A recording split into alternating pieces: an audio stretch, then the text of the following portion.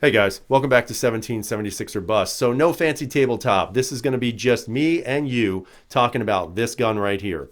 So today I went to the range and I shot the Shadow 2, which, wow, can't wait for that review because that is an amazing handgun. But then I also took this little guy with me, and this is the Walther CCP. Now, the Walther CCP is sort of an enigma type of gun, and the reason why I say that is because this gun has been riddled with problems. It's been riddled with recalls, all kinds of issues with the handgun that has made this probably the black sheep of the Walther family. So I actually picked one up. I bought it. I just got it yesterday. And I was sort of excited about it because this gun actually, it excites me a little bit because when it first came out, I said, man, that's like the mini PPQ. Like I thought when Walther was creating a PPQ subcompact, they should have taken this gun and redesigned it on that platform because this gun would have been a killer. You know, it's not too small. It is really comfortable in the hand and it feels good. It does. But then you shoot the gun. And here's my biggest problem. This gun right here, while it looks very nice, and it was sold on this idea that this was a good gun for people with weak hands, females, you name it. I'm going to tell you, honestly, after shooting this gun today, I would not recommend this gun to anyone. Now, there's a lot of Walther fanboys out there. I'm one of them. You guys know I have a love affair with the PPQs. Always have, always will. The P99 series of handguns, excellent quality guns. If you've never shot one, you should, because Walther did a fantastic job with that gun as well. But then they came out with this. Oh, and by the way, the PPS M2, not bad either. But then they came out with this thing, and there was a lot of confusion. Why would Walther produce a gun, first off, in their Humorex factory instead of Ulm, but then create a gun that has really no sense to it whatsoever? So the reason why I'm saying that is they sold it as the concealed carry pistol, CCP, and they said this was going to be an easy gun for women to rack and people with weak hands. You know, it is. It's a fairly simple gun to rack. I will tell you, it doesn't take a lot of hand strength to do it.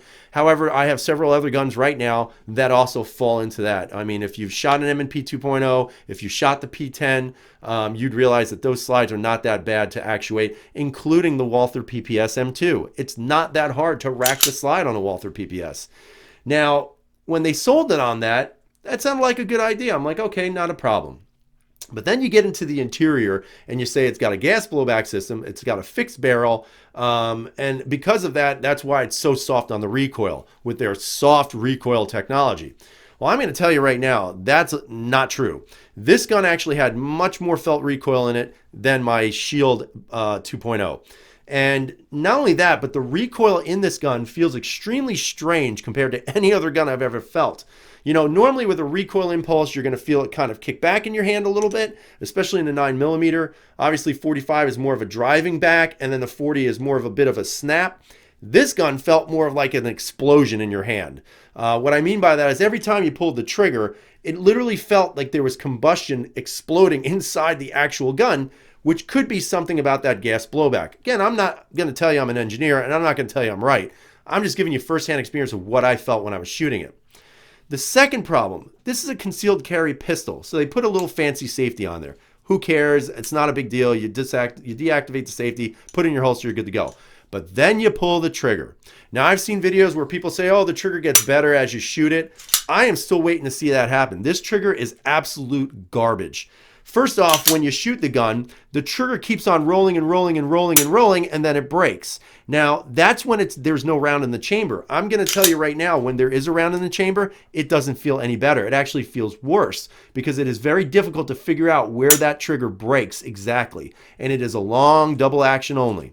So from that standpoint, in my opinion, for a concealed carry gun to not have any idea where that trigger actually breaks, or at least consistently breaks, I have a problem with that, especially in a concealed market. Especially when you have a tremendous amount of competitors out there, from the Shield, the P365, the PPS M2.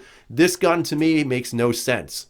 But then you also have to think about, well, if I want to field strip this or clean it after I shot it, now you got to take out their little parts kit right here, and you got to take that little thing they give you and stick it in the back, and eventually the hook comes off and the slide pops off, and then you pull everything out. And you've got this big old fat spring that goes onto your barrel. You run the gas tube into a little hole underneath here, and then you snatch it back on and drop it back into place.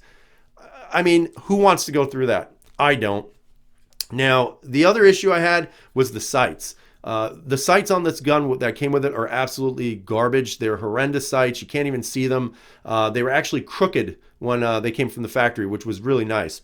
But one of the things that I did was I switched them to the XS Big Dots, and even to remove that front sight, you have to take the gas tube that's in the front, and you have to somehow manipulate it so you can fit a screwdriver in there, which came with the kit, and then try to unscrew that front sight, and then find a screwdriver long and thin enough to screw the new front sight on. Again, I'm not bashing Walther, guys. I am a Walther fan, but I have no idea what they were thinking on this handgun.